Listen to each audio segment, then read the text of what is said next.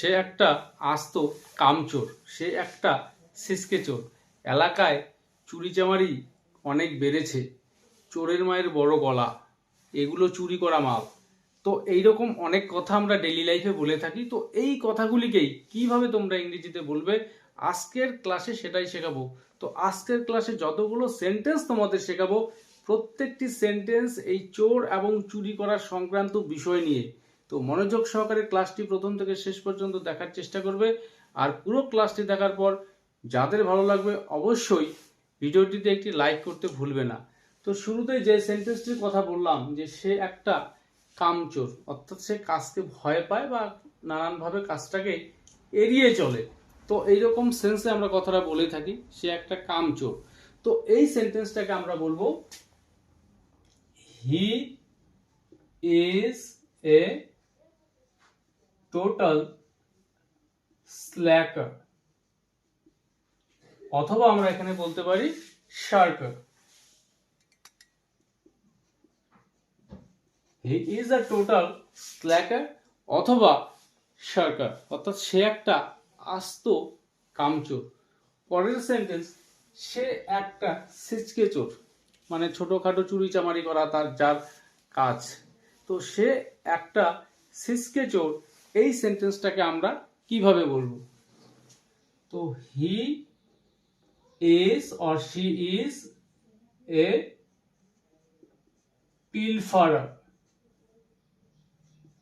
He is a pilferer, সে একটা ছিচকে চোর। পরের সেন্টেন্স, এলাকায় চুরিচামারি বেড়েছে, ছোটখাটো যে সমস্ত চুরিচামারি হয়, সিসকে চুরি যেটা আর কি। তো এই চুরিচামারির সংখ্যা বেড়েছে। তো এই সেন্টেন্সটাকে আমরা কিভাবে বলবো? The cases of pilferage, the cases of pilferage have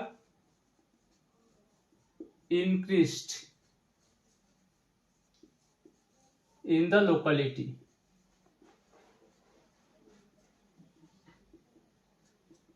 The cases of pilferage have increased in the locality, অর্থাৎ এলাকায় চুরিচামারি বেড়েছে বা চুরিচামারির ঘটনা বেড়েছে।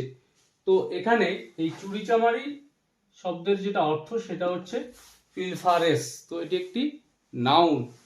পরের সেন্টেন্স, তারা চুরিচামারি রুখতে সিকিউরিটি গার্ড নিয়োগ করেছে। তো এই সেন্টেন্সটাকে আমরা কিভাবে বলবো?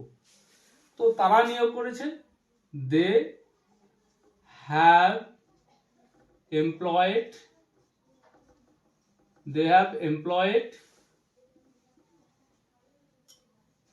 Security guards. গার্ড বা গার্ডস যদি একের বেশি হয়ে থাকে, তো they have employed security guard to prevent কি আটকাতে?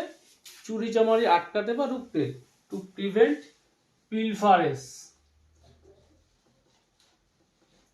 দে have employed security guard to prevent pilferage, অর্থাৎ তারা চুরিচামারি রুখতে সিকিউরিটি গার্ড নিয়োগ করেছে। পরের সেন্টেন্স, এটি একটি চুরি। এই যে তুমি না বলে জিনিসটা নিলে, এটি একটি চুরি। বা এই যে নেতারা চাকরির বিনিময়ে টাকা নিচ্ছে, এটাও একটা চুরি। তো এটা একটা চুরি, এই সেন্টেন্সটাকে আমরা কিভাবে বলবো? তো this is a theft, this is a theft, এটা একটা চুরি। পরের সেন্টেন্স, চোরের 10 দিন গৃহস্থের একদিন। খুবই কমন একটি কথা যে চোরের 10 দিন এবং গৃহস্থের একদিন। তো এই সেন্টেন্সটাকে আমরা কিভাবে বলবো? তো এই সেন্টেন্সটার জন্য আমাদের একটি ইডিয়ম জানতে হবে। 10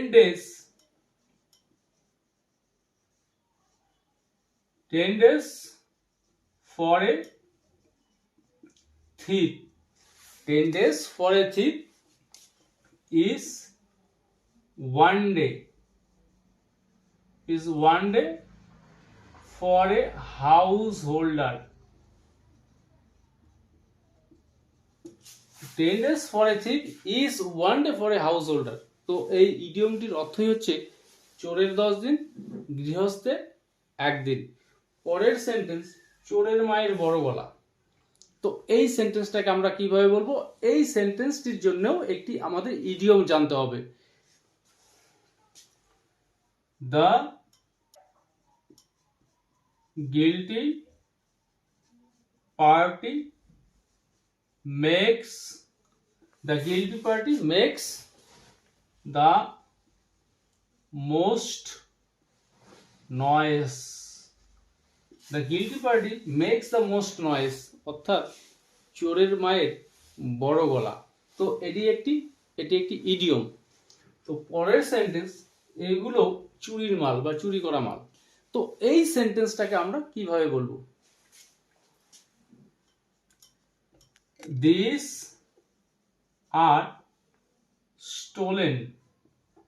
তো স্টোলেন, এটি স্টিল যে ভার্ব চুরি করা তার থার্ড ফর্ম বা পাস্ট পার্টিসিপল ফর্ম। তো এখানে এই সেন্টেন্সটা পার্টিসিপল অ্যাডজেক্টিভ হিসেবে ব্যবহার করা হয়েছে। So this are stolen goods, অর্থাৎ এগুলো চুরির মাল বা চুরি করা মাল। পরের সেন্টেন্স, চোর গেলে বুদ্ধি বাড়ে। তো এই সেন্টেন্সটাকে আমরা কিভাবে বলবো? তো এর জন্য একটি ইডিয়ম আমাদের জানতে হবে। After death comes the doctor. তো চোর গেলে বুদ্ধি বাড়ে, after death comes the doctor. পরের সেন্টেন্স, চোরের মন পুলিশ পুলিশ। তো এটিও খুবই কমন একটি কথা। তো এই সেন্টেন্সটাকেও আমরা তৈরি করতে একটি ইডিয়মের সাহায্য নিব।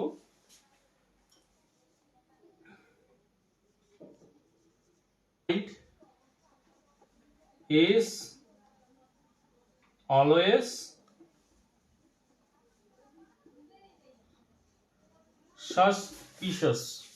A guilty mind is always suspicious, অর্থাৎ চোরের মন পুলিশ পুলিশ।